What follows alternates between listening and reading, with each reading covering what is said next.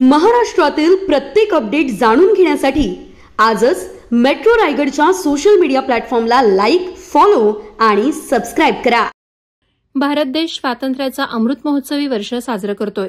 मात्र आजही रायगडच्या पेण तालुक्यातील मुंगोशी बौद्धवाडीसारख्या गावाला रस्त्यासाठी पराकोटीचा संघर्ष करावा लागतोय। या गावाला हक्काचा रस्ताच नाही, ही मोठी शोकांतिका आहे।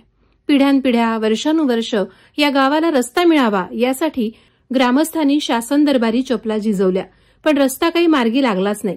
रस्त्याअभावी गावकऱ्यांचे अतोनात हाल होत आहेत। येथील विद्यार्थी, गर्भवती महिला, रुग्ण आणि वयोवृद्ध ग्रामस्थ यांना दैनंदिन काट्याकुट्याची आणि खडतर वाट तुडवत यावं जावं लागतंय। पावसाळ्यात तर ग्रामस्थांची मोठी फरफट होते।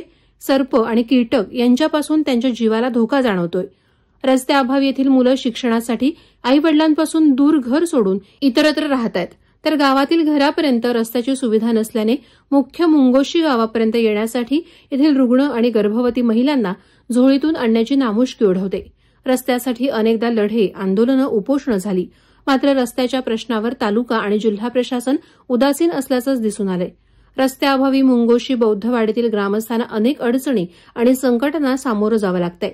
अशावेळी रिपब्लिकन सेनेनं रस्त्याच्या प्रश्नावर व्यापक स्वरूपाचा लढा उभारलाय।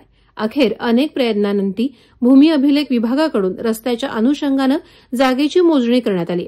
लवकरात लवकर रस्त्याला निधी मिळून गावकऱ्यांना सुरक्षित आणि सुखकर प्रवासासाठी रस्ता मिळावा अशी मागणी जोर धरतीये।